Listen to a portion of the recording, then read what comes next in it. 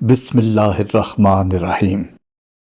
پیش خدمت ہے خبر نامہ، اہم عالمی خبروں کا خلاصہ۔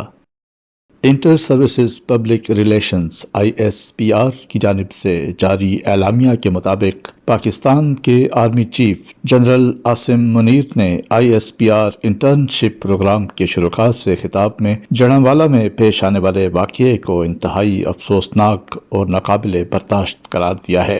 ان کا کہنا تھا کہ جڑانوالہ کا واقعہ انتہائی افسوسناک اور ناقابل برداشت ہے۔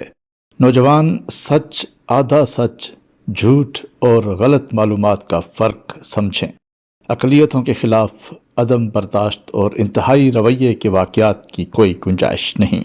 پاکستان کے تمام شہری بلا تفریق مذہب، جنس، ذات یا عقیدہ ایک دوسرے کے لیے برابر ہیں۔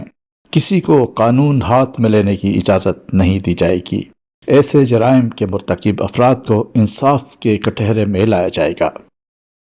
16 اگست بدھ کو مبینہ توہین مذہب کے واقعے کے بعد علاقے کے بعض مذہبی رہنماؤں کی ترغیب اور اشتعال انگیزی پر 500 سے 600 مشتعل مظاہرین نے مسیحی برادری کے گھروں اور گرجا گھروں پر حملہ کیا اور انہیں نذر آتش کیا۔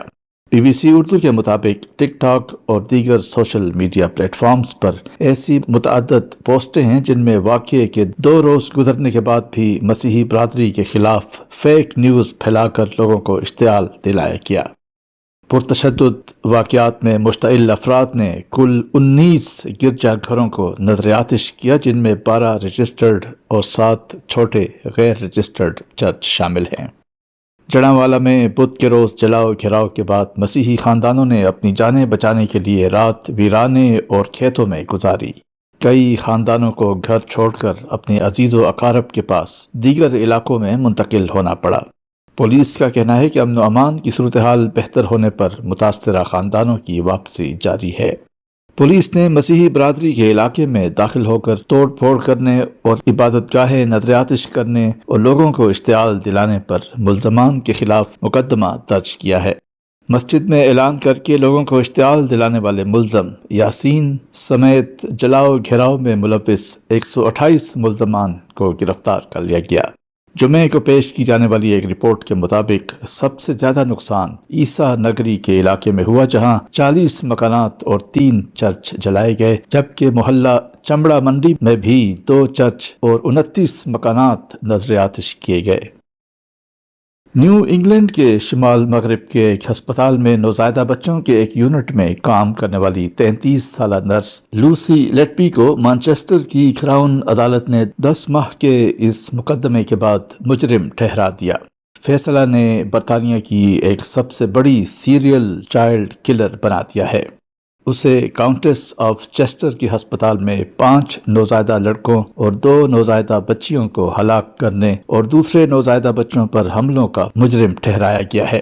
اس نے یہ وارداتیں اکثر اس وقت کیں جب وہ سن 2015 اور سن 2016 میں اس یونٹ میں رات کی شفٹوں میں کام کر رہی تھی۔ روس کی ایک عدالت نے امریکی ٹیکنالوجی کمپنی گوگل پر یوکرین کے تنازع کے بارے میں مبینہ طور پر غلط معلومات ہٹانے میں ناکامی کی پاداش میں جمعرات کو 3 ملین روبل یا $32,000 جرمانہ عائد کر دیا ہے۔ ایک مجسٹریٹ عدالت کے اس فیصلے سے قبل ایسے ہی اقدامات اگست کے شروع میں ایپل اور ویکیپیڈیا کے میزبان ادارے ویکیمیڈیا فاؤنڈیشن کے خلاف بھی اٹھائے گئے تھے۔ رپورٹ کے مطابق عدالت کو معلوم ہوا کہ یوٹیوب ویڈیو سروس، جو گوگل کی ملکیت ہے، تنازع کے بارے میں غلط معلومات کی ویڈیوز نہ ہٹانے کی قصوروار ہے۔ روس اس تنازع کو ایک خصوصی فوجی کارروائی قرار دیتا ہے۔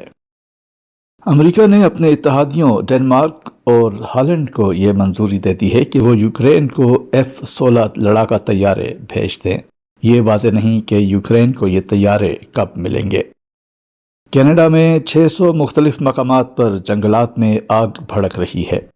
سمندری طوفان ہلری میکسیکو اور امریکہ کے علاقوں میں شدید بارش برسائے گا اور مشرق وسطی میں درجہ حرارت 50 ڈگری سینٹی گریڈ کو چھو رہا ہے، جبکہ بحر اوقیانوس کے پار یورپ میں فرانس، جرمنی، پولینڈ اور سوئٹزرلینڈ سمیت براعظم میں اس ہفتے گرمی کا انتباہ جاری کیا گیا ہے۔ عالمی ادارہ برائے موسمیات WMO نے اپنی ایک رپورٹ میں انسانی اقدامات کی وجہ سے تیز تر ہونے والے رواں موسم گرما کے ان واقعات کو دنیا کے لیے نیا معمول قرار دیا ہے۔ انہوں نے کہا ہے کہ ایسے مناظر دنیا کے لیے اب بہت مانوس بنتے جا رہے ہیں۔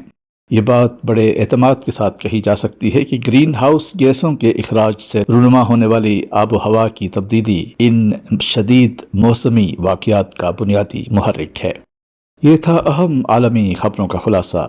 روزنامہ الفضل انٹرنیشنل، سوموار 21 اگست سن 2023، صفحہ 8۔